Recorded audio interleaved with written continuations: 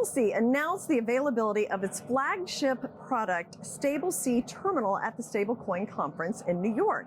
StableC Terminal provides an easy solution for on-off-ramp providers, fintechs, and enterprises to convert stablecoins into local fiat. And with me is Tanner Taddeo, the CEO of StableC, to explain all of this. So welcome, and I guess let's just start with, what is the problem that StableC is solving?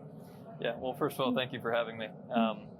And yes, so the problem that StableC is solving is that if you're a company, whether it be SMB, mid-market, enterprise, and you want to move money across any border, right, to Mexico, to Canada, to South Africa, to Brazil, today, doing that with the correspondent banking system takes time, and it's quite costly.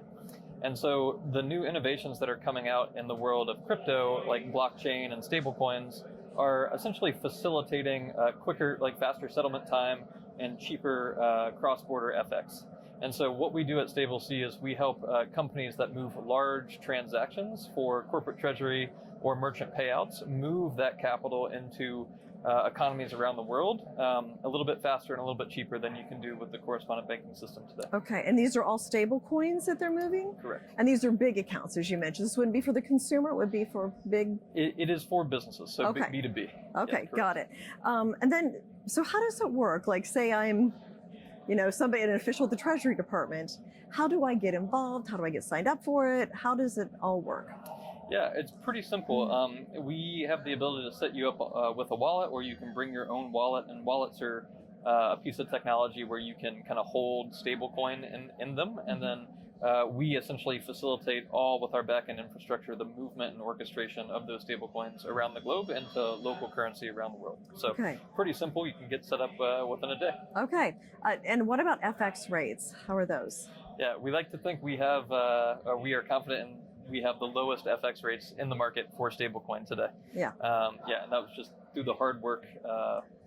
Through the hard work of our efforts to get those FX rates as low as possible. Okay, and I guess they fluctuate with the market as anything would, but you're getting them as low as they possibly could go. That's correct. Are there other features to the terminal?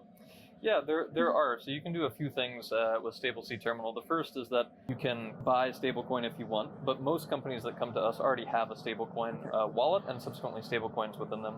And then when you want to move that across border for either corporate treasury or merchant payouts, we facilitate those transactions for you. And then what we're rolling out this summer is if you have stablecoins and you want to swap into a yield-bearing asset, so tokenized T-bills, tokenized money market funds, tokenized bonds, we provide yield-bearing accounts that you can swap your stablecoin into for a 24, 48, 72-hour period, generate some yield, swap back the stablecoin, use it for cross-border payments. Mm-hmm. And is this terminal available now?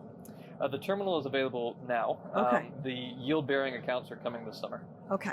And let's just talk about stablecoins in general, because I feel like they're getting some traction. Like, governments feel comfortable with them versus Bitcoin and some of the others they're tied to a currency. I mean, how do you see stablecoins? What role do you think they will play in the economy? And yeah, I think stablecoins will be around for a long time, and they'll play a pretty critical role, especially in cross-border payments. And a large reason for that is essentially, like, let's say I bank with JP Morgan today, and I'm a business or a consumer, and I want to move money to England, and let's say the recipient has Lloyd's bank account in England. Essentially what happens today is like a message is sent via the SWIFT network, and then through the correspondent system, money is transmitted to like Lloyd's Bank, but then JP Morgan needs to update its ledger, and then Lloyd's Bank needs to update its ledger. And that's actually what takes time in cross-border. It can take like 5 days sometimes in these cases. Very much so. And the more exotic the corridor, the longer it takes, right? Okay. So if you want to get to like Ghanaian cedi, like in Ghana, or like South African rand, like it takes even longer to get there, because you have more banks and more correspondent banks throughout the hopping process for the messaging and the ledger and reconciliation. And so what stablecoins essentially allow you to do is it allows both participants to have accounts on a blockchain, and then you move funds on the blockchain to the destination, and then once it arrives at the destination, you convert that into local currency. Okay. So it'll be, I think stablecoins, especially for cross-border payments, will be around for a while. Really interesting. And it would take the same amount of time, no matter if it was Ghana or England or wherever. And just crypto in general. I feel like we've had kind of a total change in the acceptance of crypto. And I mean, how do you see that coming to play? And how will people use crypto in the future? Yeah, I think crypto will become, and specifically stablecoin tokenized deposits are also like emerging out there. RWAs, so like tokenized money market funds, treasury bills, bonds.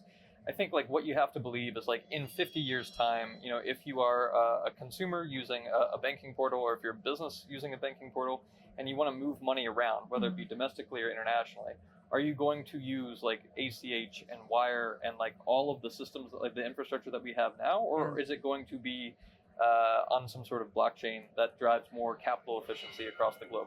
And like our assumption is like in 40, 50 years, more businesses will probably be using some sort of blockchain technology. And then blockchain is the foundation by which crypto kind of moves, just the rail by which crypto moves around the world. So I think, you know, in the next 5, 10, 15 years, as regulation kind of becomes more favorable to stablecoins and potentially crypto writ large, you know, you'll see more adoption. And you're even starting to see now, you know, some of the banks start to experiment in stablecoin. You're seeing like large Fortune 500 companies kind of peek their head into the abyss and be like, what is going on with stablecoin? And so it is not only gaining in legitimacy, but regulation is allowing for these companies to experiment. And I think you'll see, you know, more adoption in the coming years. Yeah, really interesting, Tanner. Thank you so much. Absolutely. Thank you for having me.